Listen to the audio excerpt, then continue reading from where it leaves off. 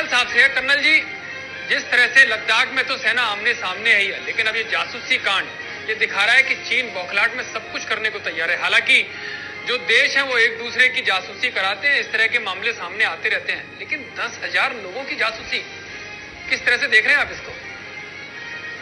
देखिए, सबसे पहले तो ये एक बड़ी शॉकिंग न्यूज है कि 10,000 लोगों की जासूसी हो रही है जी। ये 10,000 लोग कोई मामूली लोग नहीं है, ये इंडिया का बिल्कुल टॉप क्लास है, प्रधानमंत्री है और एक्स प्रधानमंत्री है, सांसद है, 350 सांसद, इसका मतलब पूरी पार्लियामेंट है एक तरह से, सीडीएस है, जजेस हैं और 1350 लोग सेना से जुड़े हुए हैं। तो निश्चित ही ये बड़े टॉप रैंकिंग ऑफिसर हैं और बड़ी ऊपर तक पहुंच है जिन चीजों की मॉनिटरिंग करी जा रही है चाइना के साथ। तो ये एक बहुत बड़ी शॉकिंग न्यूज जो आई है कि चाइना इस लेवल पे पहुंच गया है कि 10,000 लोग जो भारत के नुमाइंदे हैं, टॉप लेवल पे हैं, डिसीजन मेकिंग प्रोसेस में है, उनकी जासूसी हो रही है, उनकी हर मूवमेंट ट्रैक हो रही है, आर्टिफिशियल इंटेलिजेंस से सब कुछ का जो है मॉनिटर किया जा रहा है। एक बड़ी घातक चाल जो चाइना ने चली है और सबसे पहला सवाल जो उठता है कि क्या ये चीज सरकार को पता नहीं थी? इतनी बड़ी तादाद में जब ये हुआ तो हमारा सिस्टम कहाँ कहाँ कॉम्प्रोमाइज हुआ, कहाँ से ये डाटा उन्होंने उठाना शुरू किया? कुछ तो पब्लिक से है क्योंकि जो सोशल मीडिया वगैरह से, पर उसके बाद भी जो उसको एनालिसिस करके कहाँ तक इंफॉर्मेशन पाई है। तो सबसे पहले सरकार को इसके ऊपर में एक सफाई जरूर देनी चाहिए कि कितना डैमेज हुआ या नहीं है, या सिर्फ ये एक अफवाह है, हमें इससे कोई खतरा नहीं है। तो ये सबसे इम्पोर्टेंट सवाल है आज के दिन। बिल्कुल सबसे इम्पोर्टेंट सवाल है। हमारे साथ कांग्रेस के प्रवक्ता सुमित गौड़ साहब भी हैं। सुमित जी, सरकार के लोगों की तो हो ही रही है, अपोजिशन पार्टीज के नेता की भी हो रही है, आपके भी पार्टी से जुड़े हुए नेताओं की, जिसमें सोनिया गांधी जी का भी नाम है। किस तरह से देख रहे हैं? क्या लग रहा है कि चीन अब दूसरी टेक्निक, जिस तरह से कहते हैं कि आमने सामने वार तो है ये, लेकिन जो साइबर एक्सपर्ट्स हैं उनके थ्रू भी वो अब भारत पर हमला करने की तैयारी कर रहा है? यशिंदर शर्मा जी, मैं आपके सवाल के जवाब पर आने से पहले एक बात और कहना चाहूंगा जी। इतनी हिमाकत चीन की क्यों हो रही है? इसमें सीधा सीधा दोष जाता है हमारे नेतृत्व के ऊपर जी। माफ करना, मुझे कहने में गुरेज नहीं, आज पूरे देश ने, प्रदेश ने, सबने आज हमारे माननीय प्रधानमंत्री जी का संबोधन सुना। उन्होंने एक बार भी चीन का नाम तक नहीं लिया अपने भाषण में। इनडायरेक्ट वे में वो अटैक करते रहे, नॉट इवन सिंगल टाइम। कहां गया 56 इंच का सीना, कहां गई वो सारी बातें, कहां गए सारे जुमले? यतेंद्र जी, अब मैं आपकी बात पे आता हूं जी।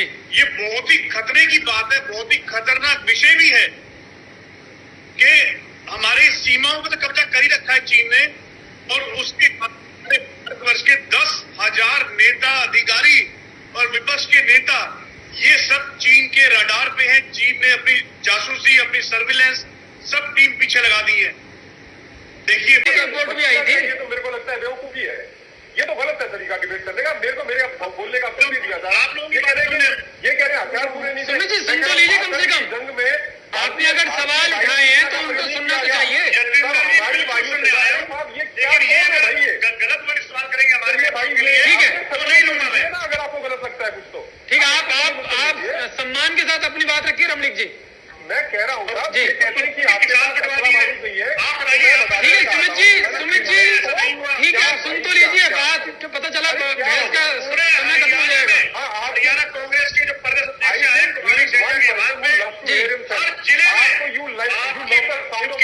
प्रवक्ता करेंगे, आपको सरकार को चेतावनी बात हो रही है, कहाँ आ गए आप भाई? जी ठीक है, मैं आप दोनों के पास आऊंगा। ढिल्लो साहब, मेरा सवाल यही है कि जिस तरह से अब चीन जासूसी कांड पर उतरा है, क्या लग रहा है कि वो अब जो हालात हैं, जो फील्ड के हालात हैं, जो युद्ध क्षेत्र के हालात हैं, लाचार नजर आ रहा है, लाचार हो गया, अब उसके पास कोई ऑप्शन नहीं है, जिसकी वजह से अब वो इस फील्ड में, जासूसी की फील्ड में उतरा है? देखिए, पहले तो मेरी ये गुजारिश है, ये जो दो पॉलिटिकल पार्टीज वाले रखे हैं कि अगर डिबेट में आए हैं तो कृपया डिबेट करिए, किसी की बात सुनिए और सुन के जवाब दीजिए। इस तरह से जो मार्केट में फिश मार्केट टाइप डिबेट में आप एक सीरियस मुद्दे को बिल्कुल इग्नोर कर रहे हैं और अपने पार्टी के स्कोर सेटल कर रहे हैं। उसने गलत किया तो मैंने गलत किया, उसने गलत किया, दो गलत मिलके कभी भी सही नहीं बनते, ये समझ लीजिए। दूसरा मुद्दे पे आते हैं, जो चाइना का ये 99 से हाइब्रिड वार का चल रहा है, क्योंकि जैसे जैसे टेक्नोलॉजी चेंज हो रही है वैसे वैसे वॉरफेयर के तरीके चेंज हो रहे हैं।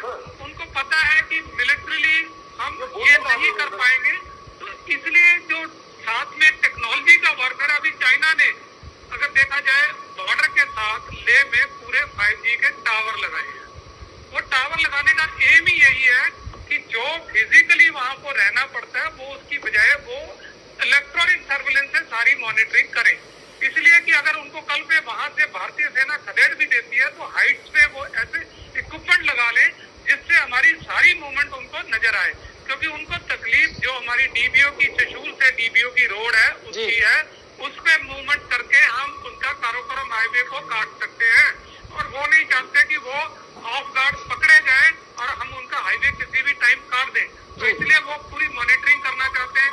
अभी जो हमने ब्लैक टॉप पकड़ा है और दूसरी तरफ दूसरे हाइट्स पकड़ लिए, वो मैं आऊंगा रमनीत जी, आपके पास आऊंगा जी। बहुत अच्छा काम भारतीय सेना ने किया है और एक सरप्राइज एलिमेंट के साथ जाके पकड़ा है, बहुत अच्छा काम किया है सतीश जी।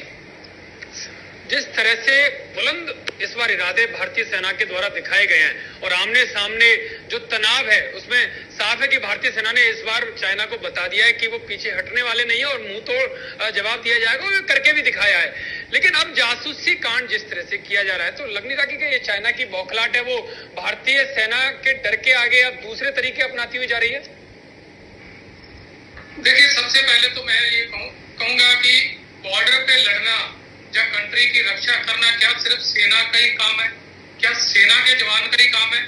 और बाकियों का क्या फर्ज बनता है? ये जो राजनेता टीवियों पे रोज ये लोग वहाँ पे बैठे हुए जवानों का जब ऐसी खबरें बाहर आती हैं, एक दूसरे पे इल्जामबाजी, दूषणबाजी, 62 में ये हुआ, इसने ये किया, वो किया, तो ये अगर पिछली सरकार ने गलतियां करी तो आज वो लोग सरकार से बाहर है। ये मौजूदा सरकार के जो लोग हैं उनको समझ लेना चाहिए कि जिस सरकारों ने काम नहीं किया, गलतियां करी तो वो बाहर है, आज अपोजिशन में बैठने लायक भी नहीं है।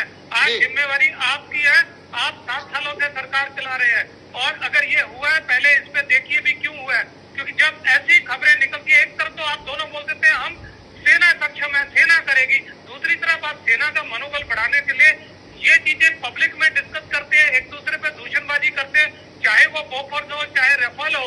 आप ऐसे ऐसे सवाल पब्लिक मीडिया में उठते हैं तो जिससे लोगों को डिफेंस में लड़ने वालों को खुद लगता है कि क्या उनके पास जो चीजें हैं वो वाकई कैपेबल है। यानी कि आप कहना चाह रहे हैं जो राजनीतिक बयानबाजी होती है उसका सेना के मनोबल पर असर पड़ता है, जो आलोचना होती है, जो सवाल पूछे जाते हैं? बिल्कुल पड़ता है जी। सेना के पीछे खड़े हैं तो दृढ़ता से दोनों पार्टियां खड़े रही है, तीसरी भी जो ठीक है। सतीश जी ने काफी डिटेल में बताया, लेकिन खबर ये भी है कि जो राजनेता हैं या खिलाड़ी हैं उनके अलावा जो आपराधिक छवि के जो लोग हैं भारत में उनकी भी जासूसी करवाई जा रही है, इसके क्या मायने हैं? आज आप पॉलिटिकल सिस्टम इंडिया का देखें, जो आपराधिक तत्व हैं वो राजनीति से बिल्कुल डायरेक्ट जुड़े हुए हैं जी। तो ये एक पूरी तरह से एक उसको नेटवर्क को ट्रेस करने की होती है। अभी मैं बताता हूँ, ये शिंजुआन जो जुनुआ कॉर्पोरेशन है 2018 में ये बनी है, सिर्फ इसमें 50 एम्प्लॉय चाइना में हैं, पर ऑल ओवर द वर्ल्ड इसके 20 डाटा सेंटर हैं। इतनी बड़ी तादाद में डाटा सेंटर अपने कंट्री से बाहर होने का मतलब है कि एम इसका कुछ और है। अगर हम इसकी क्लाइंट लिस्ट देखें तो उसमें चाइनीज मिलिट्री इंटेलिजेंस वगैरह है, तो यानी किसको इन्फॉर्मेशन दी जा रही है अगर हम इसकी क्लाइंट लिस्ट देखें तो साफ पता है। 4 पार्ट में ये इन्फॉर्मेशन कलेक्ट करी जाती है। सबसे पहले उनको ढूंढा जाता है, सस्पेक्टेड टारगेट है, उसकी social media profile, Twitter, Facebook जो भी है किसी तरह की, उस पर ढूंढा जाता है। फिर उनकी जो फ्रेंड्स लिस्ट है उसमें लाइक डिसलाइक किस तरह के लोग हैं उनको ढूंढा जाता है। तीसरा, वो किस तरह की कम्युनिकेशन करते हैं, किस तरह के व्यवहार करते हैं। चौथा जो मोस्ट इम्पोर्टेंट है, जो डिडक्शन करी जाती है आर्टिफिशियल इंटेलिजेंस से, उनकी मूवमेंट ट्रैक करी जाती है कि ये लोग कहाँ जाते हैं। जैसे कि अभी 1350 अगर आर्मी लोगों का उनके पास कोई प्रोफाइल है तो वो उनकी मूवमेंट ट्रैक कर रहे हैं कि कहाँ जाते हैं। जैसे कोई सीडीएस अगर हमारा ले गया है, कहाँ कहाँ गया, साथ में कौन कौन थे लोग, तो ये काफी उससे जो एनालिसिस करने का काम है ये कॉर्पोरेशन कर रही है। और जब यहाँ पे अभी जैसे हमें पता है कि दाऊद के भी लिंक है, दूसरे जो टेररिस्ट ऑर्गेनाइजेशन के लिंक है, साथ ही साथ उनको भी ट्रैक किया जाता है, क्योंकि पॉलिटिक्स में भारत में पता है बहुत सारे अपराधी प्रवृत्ति के लोग जुड़े हुए हैं या डायरेक्टली पॉलिटिशियन बन चुके हैं।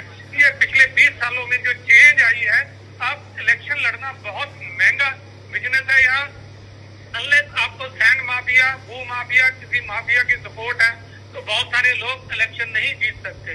तो इसलिए उनको भी साथ में ट्रैक किया जाता है कि किन लोगों से इनकी मीटिंग होती है, तो वहां से फंडिंग कहाँ से आती है, क्या पैटर्न है और कल को किस तरह से ये चेंज आएगी। इसलिए सभी लोगों की ये ट्रैकिंग वो कर रहे हैं। ठीक, बिल्कुल ठीक है सुमित गौड़ साहब। एक उसके लिए जगह होती है, वहां पर सवाल करने चाहिए, लेकिन हमारे यहाँ तो आरोप, आलोचना, प्रत्यारोप, आरोप ये हमेशा लगते रहते हैं। इसका फायदा दूसरे देश को नहीं मिलेगा।